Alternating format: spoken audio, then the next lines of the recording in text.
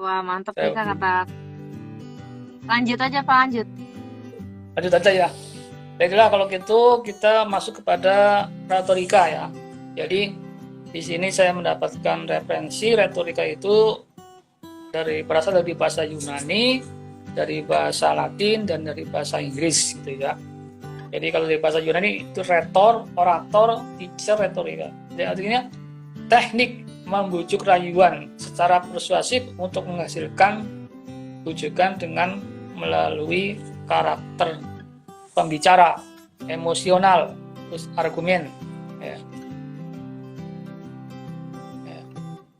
Kemudian Plato itu memberikan definisi retorika itu sebagai seni manipulatif yang bersifat transaksional dengan menggunakan lambang untuk mengidentifikasi pembicara dan pendengar melalui pidato yang dipersuasi saling bekerja sama dalam merumuskan nilai kepercayaan dan penghargaan mereka. Ini saya kira panjang banget ya, tapi nggak apa-apa ya. Kita coba kaji satu persatu. Kemudian bahasa Latin ya. Jadi bahasa Latin itu retorika sama ya. Ilmu berbicara. Ilmu berbicara. Jadi retorika itu di sini disebut the art of using language effectively gitu ya. Dalam terjemahnya itu seni penggunaan bahasa secara efektif. Jadi kalau dalam bahasa Inggris itu ilmu berbicara ya. Jadi seni berbicara di hadapan umum ya, atau ucapan untuk menciptakan kesan yang diinginkan ya. Ya sampai di sini tergambar ya bagaimana sampai di sini tergambar retorika. Apa itu retorika? Jadi intinya dengan kita dakwah menggunakan retorika, maka akan kedengaran, kalau bahasa itu akan terkesan lebih indah gitu ya. Akan terkesan lebih menggugah minat orang untuk mengamalkan ajaran Islam. Karena tadi kenyamanan gitu ya. Di sini Plato itu memberikan ini seni manipulatif ya. Seni manipulatif itu yang kemudian disebut dengan apa namanya tadi retorika itu menjadi ejekan itu ya, wah retorika saja ya. Jadi begini ya, kalau di dalam jurnalistik ya, di dalam jurnalistik teknik penulisan itu ada jadi begini, kalau di dalam media itu ilmunya jurnalistik ya. Kalau kita berbicara itu ilmunya adalah retorika. Jadi coba Anda sekali-kali, bukan sekali ya, saya harapkan berkali-kali gitu ya, membaca koran Tempo, pasti akan berbeda ya. Nah di situ nanti Anda bisa menilai mana bisa membedakan ya bahasa biasa dan bahasa jurnalistik. Bahasa biasa dan bahasa jurnalistik. Ya kenapa? Pertanyaan begini. Jadi pertanyaannya itu adalah mengapa media dalam hal ini adalah dulu kita kenal koran itu atau majalah itu bisa membuat orang itu tertarik ya, untuk membacanya terus. Ya, tertarik untuk membaca terus. Karena memang di situ ada seni ya, ada seni untuk menyampaikan berita. Tidak hanya sekedar pakai bahasa biasa. Ini kita sudah mencoba mendalami bahasa-bahasa jurnalistik dan bahasa-bahasa retorika. Jadi sebenarnya sih kesamanya itu ya. Jadi jurnalistik juga ada seninya, retorika juga ada seninya. Cuma bedanya ini adalah objeknya ya. Objek kalau retorika untuk lisan, kalau jurnalistik itu untuk tulisan gitu. Jadi contohnya barangkali Anda perlu contoh ya.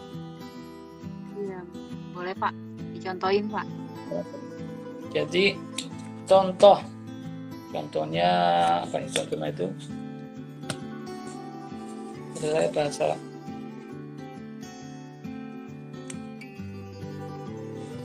saya pengirim. Contohnya itu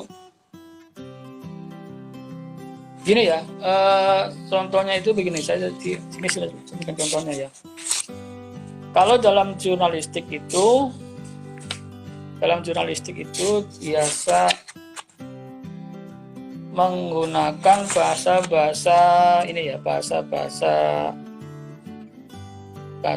tersendiri sebenarnya, bahasa tersendiri. Misalnya begini, ada sebuah contoh baca berita gitu. Bisa baca berita begini, misalnya ada berita sekarang ini menjelang perpanjangan PPKM ya. Rencana PPKM akan berlaku sampai tanggal 9 Agustus 2021. Tetapi karena sesuatu hal itu bisa dimajukan. Nah, ini kata-kata dalam tetapi ini sering digunakan di dalam bahasa jurnalistik. Itu juga merupakan bagian dari kalau tetapi itu sering digunakan di dalam bahasa jurnalistik. Nah, ini tetapi ini kata tetapi untuk mengungkapkan sesuatu yang baik gitu ya. Jadi sesuatu yang baik gitu. Begini ya, misalnya gini, contoh lagi ya, kalau kita membahasakan rumah itu kan sudah biasa kan ya. Misal kita bisa sedikit merambah ke marketing itu ya, bahasa marketing kan itu apa istilahnya berlebih-lebihan atau bahasa anak mudanya itu lebay gitu ya.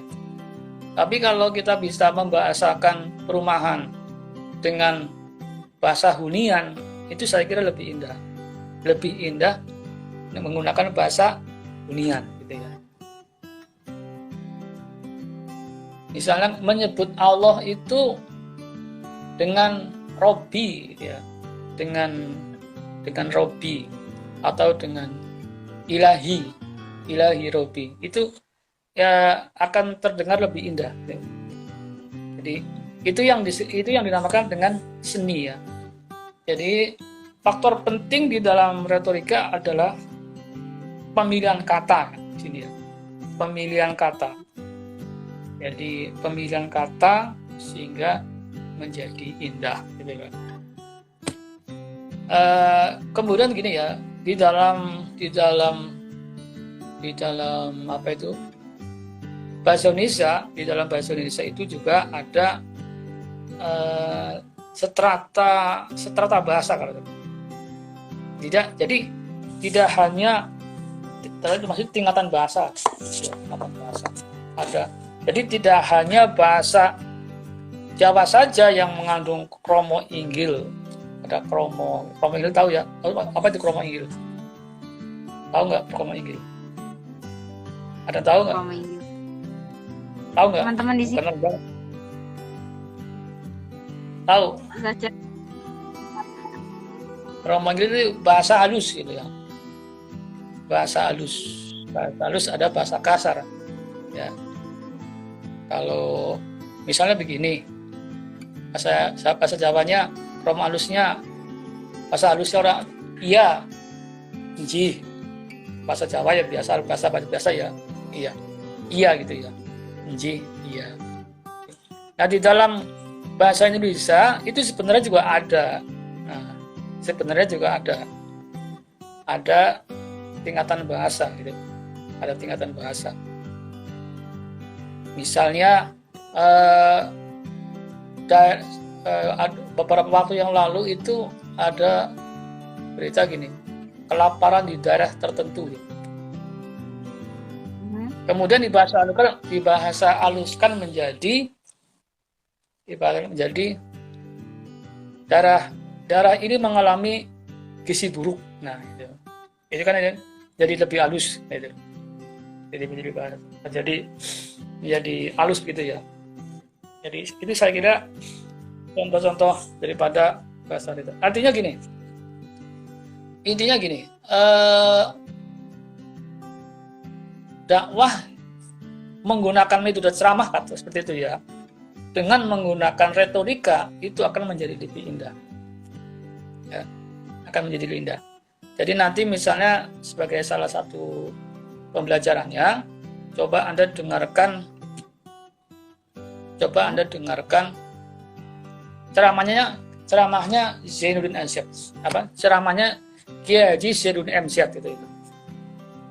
Anda nanti garis bawahi atau catat bahasa-bahasa biasa dan bahasa-bahasa retorika. Jadi saya harapkan dari sini Anda sudah bisa langsung membuat, ya, mempraktekkan itu. Ya, saya masih ingat apa yang disampaikan oleh Zainuddin Amsyad itu ketika peristiwa di dalam Al-Quran itu kan penyatuan dua kekuasaan Nabi Sulaiman dengan Raja Bilqis. Jadi dua kekuasaan ini disatukan. Jadi bahasa kitanya itu adalah pendekatan itu. Bahasa kasarnya itu ya sebelum terjadi penyatuan itu ada pendekatan gitu ya. Tetapi yang dibahasakan oleh Zainuddin Amsyad itu adalah diplomasi asmara, nah gitu.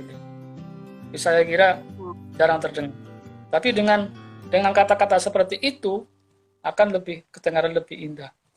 Kita melihat kita selama ini mendengar yang namanya diplomasi itu hubungan antara satu negara dengan negara yang lain. Tapi dalam kali ini, konteks ini, Raja Sulaiman dengan Ratu Bilqis sebelum bersatu itu terjadi yang namanya disebut dengan diplomasi asmara. Begitu.